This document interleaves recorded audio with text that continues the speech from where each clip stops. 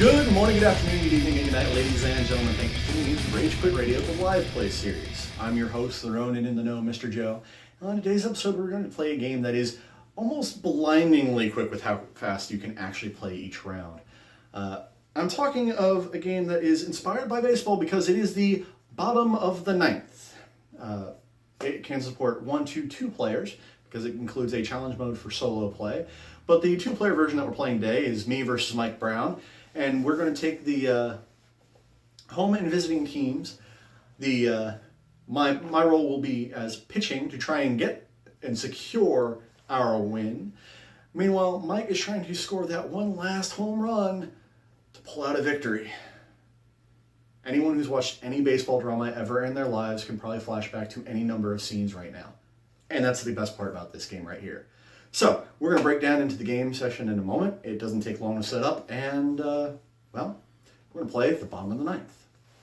And welcome back, ladies and gentlemen. The field is set, the pitch counts are ready, and we're about to get to this bottom of the ninth game. Very amusing game, very, very quick. We hope you can read all the cards that we've got. My starting pitcher is Southpaw Straw. Her key pitch is high and away, which is why those are the fatigue tracker. Anytime I throw a high ball or an away ball, each one of those will advance 1. If I throw high and away from my special ball, they'll both move down 1. My high away spitball lets me set any S pitch to corner, which is a C result on our control die, 2. Before the next pitch, roll the control die. On the result of a 1, straw is ejected. Unless I happen to outguess our batter and get my double effect, because that prevents that. And in the leadoff position in the bottom of the ninth for the home team is Ethan Roberto, the rookie shortstop of the Delaware Dinos.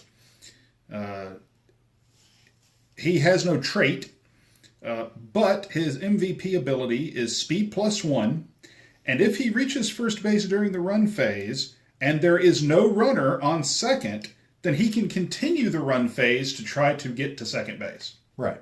So, and it reminds you here that small players are usually fast and sneaky. So basically the way this is going to work, we each have 2 tokens. One says high and low, the other one says inside and away. This is the pitch position. I, as the batter, am trying to guess where Joe, as the pitcher, is throwing it. Yep, and that will dictate how we trigger our special abilities.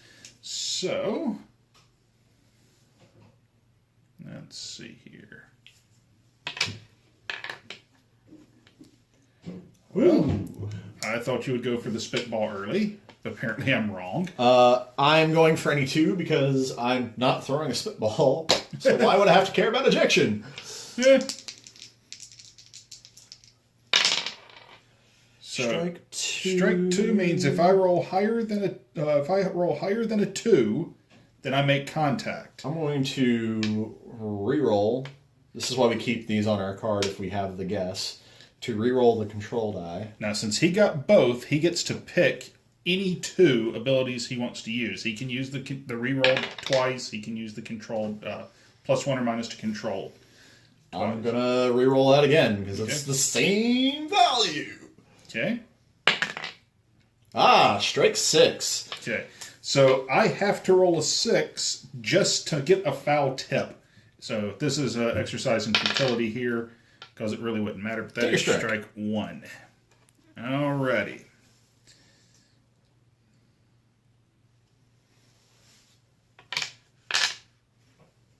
Ooh, he guessed right. High and inside. Now I still gain a fatigue either way. He can potentially choose his MVP. And I am.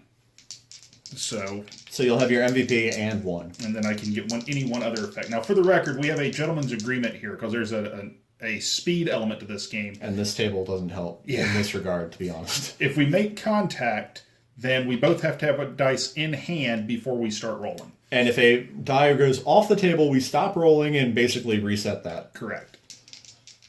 So let's see here. I love strike 2, apparently. Yep. So it's very likely for him to get contact here. Yes, it is. So, I have to hope he rolls a 1. He did. Which I'm going to re-roll. All right, so you've used both your... Yep. If I were to have I would have the ability to reroll or to do plus or minus 1. If I did plus 1, it would have been a foul ball. And Foul it's ball. a foul ball. So that's strike 2. I got lucky there. Alrighty. So.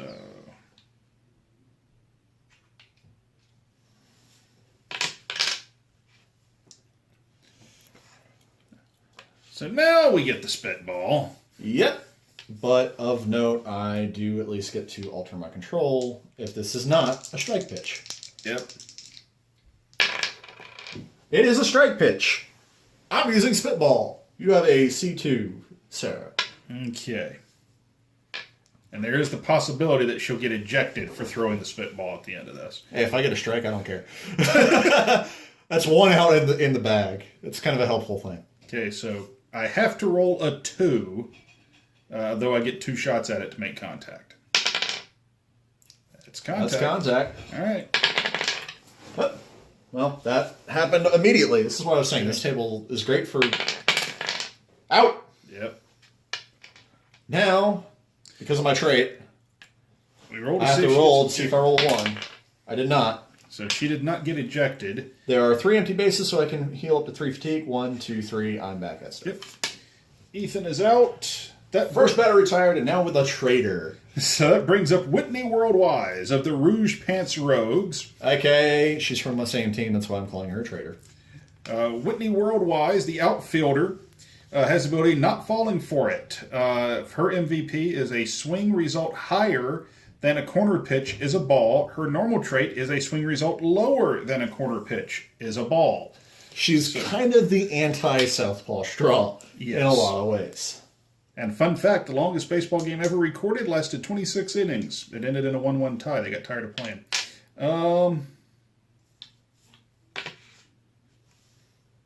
So I get the away match. I get the low. Okay. You did use an away pitch. Yep, thank you. Ball 1. This is great because you might get a strike. I might get a strike off of this after all. Yeah, I would have to roll a 1 in order to not. You get swing 2 at the ball. shots though. Yep. So I do get 2 shots to roll a 1. By the way, for those of you at home, in the packaging, this is actually a stick of gum. Yes. It's really nice. That's Hey. strike 1. Go me. Alrighty.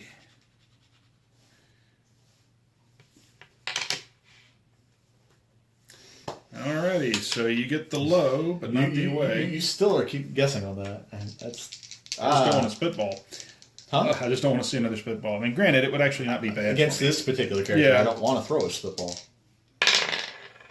Strike 2 becomes a strike 3 because I can add. Plus or minus 1 to your control. Yep. All right, so now if I roll a 3, then it's a foul ball. Anything higher 4, than 5, that or 6 is is contact. contact. And I get 1 reroll. I'm going to reroll because I don't want a foul ball. Contact. Out. Yeah. And it's 2 outs. I'm getting lucky. We played 2 games earlier to learn the system, i.e., mostly get to the realization that we need a gentleman's agreement in part because of this table. I got spanked the first game because I couldn't win a single runner. Yeah. And I was batting at the time. The And game, then we had a nice run in the second game where it was Yes. more even. This is lucky so far.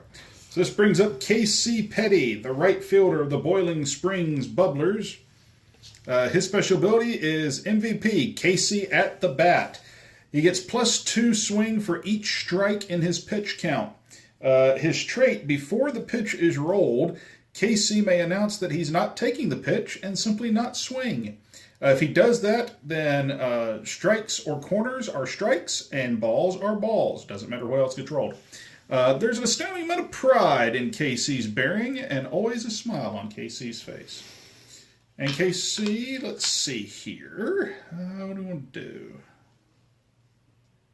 I keep wondering if my tokens are always in line with the camera. So I'm sorry if my tokens are getting cut off. We are giving you the results either way. Yep. Ready? Yep. Neither one. I didn't throw a spitball, so I don't care about no ejection. Casey does not feel like swinging.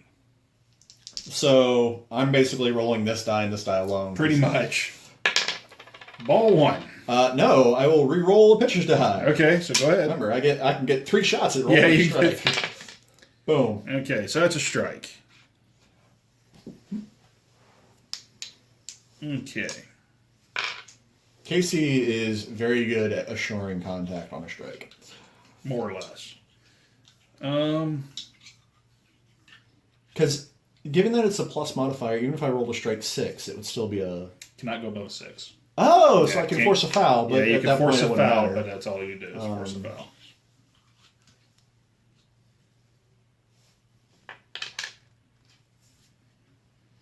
So, I get the high, but you get the away.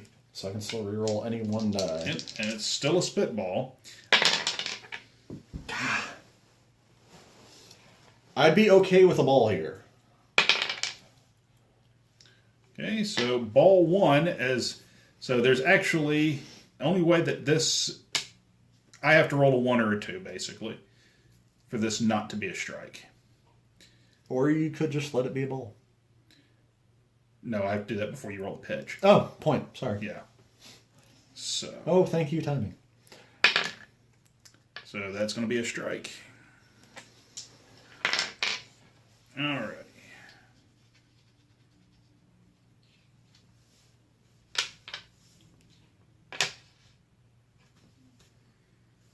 Well, The spitball's a great threat, but I've managed to sell it as the threat and not Yes. do it.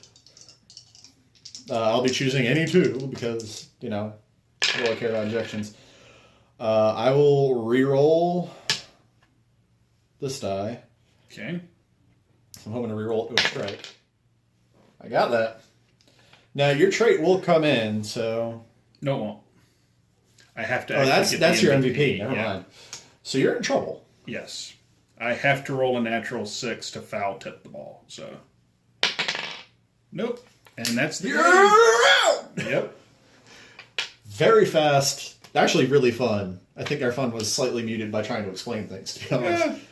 Yeah. She's a lot better than I was expecting. Oh yeah, she's good. But we'll get to that a little bit more in the recap. And welcome back, ladies and gentlemen. We just finished playing bottom of the 9th, and I wasn't kidding when I said blisteringly quick. It's surprising how many games and rounds you could do of this game at a con. And, I mean, look at the size of the box. Theoretically... Hold on a second. Yes, I literally just fit it in the pocket of my shorts. So. We know portability is pretty key about different convention games, but, I mean, there's just... All the tokens and whatnot are fairly well made. They do their job, and they're not easily lost, which is actually one of the other things about any con game that has, well, tokens and bits. Yes. So it's already hitting +1 on all that, and the aesthetics are pretty good. Even if the players in the base game happen to be based off of Yeah, they're based off of employees of Dice Hate Me Games and Greater Than Games. And their kids, apparently, I'm guessing. And other people they know. For instance, King Launius is an homage to Richard Launius, the guy behind Elder Sign, and the Cthulhu, a lot of the Cthulhu games like Arkham and Eldritchar and so many others. The components in this thing are really, really immersive. If you are looking for a statistically accurate baseball game, this is not even remotely close. But I don't know. I mean, It emulates different aspects of It an does. actual game of baseball, and it does it in the standing frame of, hey, it's the bottom of the 9th. Right. Literally, what do you need? Foul, strikes, balls, oh yeah, tough to hit pitches. like all of the player cards are like baseball cards, like literally, all the way down to one side is glossy, the other side is matte, all the way down to the monochromatic styling on the back of the cards. And it's really cool. We talked about the batter's Stick of scores gum. being a stick of gum. What Joe did not get to see when I picked this game up and I unpacked it, it was the cards actually come in a baseball card pack. Yeah, that's... So If you're going all in on it, and they did, they went all the way, and it's remarkably nice for what it is. And it's not exactly expensive either. No, $20 is what this runs you. The expansions are like $5 a piece, and they look again like baseball cards. That's pretty much all they are, cards. which already means you can probably find bundles to get things a little bit cheaper, let alone sales. So really scarily good, easy, quick pickup. Yeah, the tokens and whatnot are wood, so those are going to last. The only thing in here that I would even be remotely scared about would be the actual pitch tokens, where you're choosing, high and away or low outside, what have you. Everything on those are painted on, and so eventually that paint's going to scrape away the more you play it. But you know what? Just go find a marker. It'll work. I wasn't even thinking of that as a major concern, honestly. That's what I'm saying. It's not a concern. That's the only thing I can think of with some people going, but no. It's a $20 for a really light, fun, quick 1 or 2 player game. One of the very few cases where it's truth in advertising. It says on the front, fast-paced baseball game. And really, I mean, we had the rule with the gentleman's rule about rolling for the contact rolls, but either with a better table that dice can't roll off of, or just wanting to play it like truly fast pace and be reaction time. I mean, there's no need for the gentleman's rule. It's not in the booklet at all. It's literally reaction speed, so you can play it that way, and that's up to y'all at home, because that's one of those cases where you might have more fun having that agreement in place than someone who's notably reactions like a Viper. Yeah. So, I mean, there's a lot of really cool stuff to the game. I like the trying to outguess someone. I kind of like that mechanic. Very mental. Yeah, I'm not always good at it, but I do like it. Too bad they didn't see the first game that was on camera. Because that was... the exact opposite of the game you just watched, actually. Pretty much. we probably should have taped the second game, because that was actually the best game of the 3.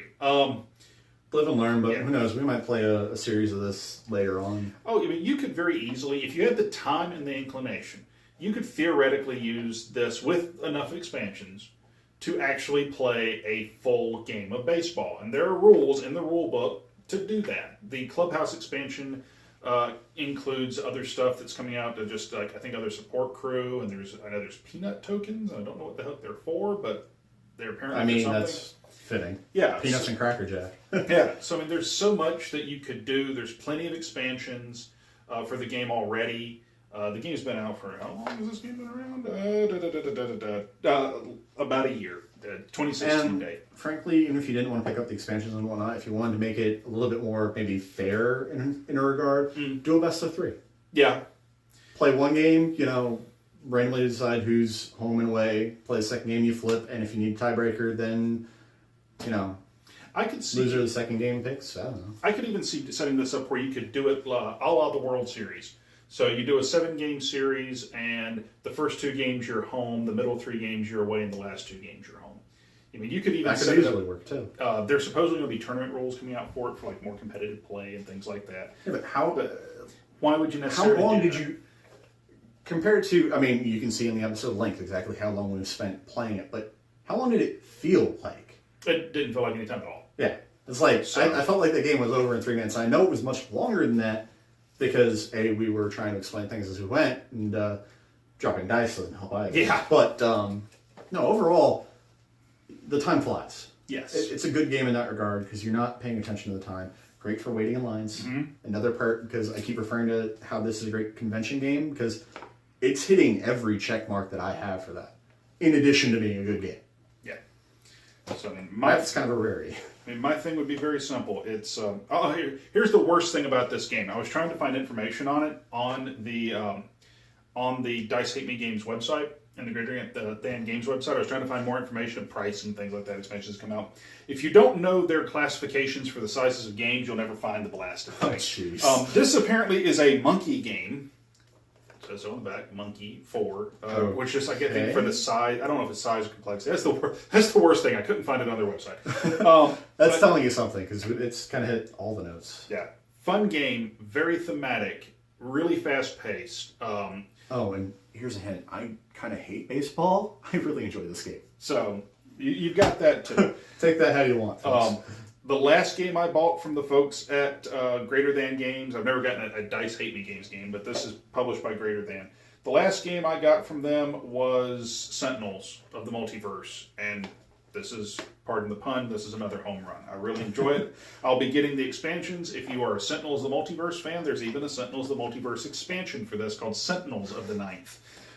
So I'm I'm sure looking their forward to that. powers are crazy. Oh yeah, I'm looking forward to having Wraith as a pitcher or having God. like Legacy as like one of my outfielders or something. I'm sure that'll be pretty fun. Yeah.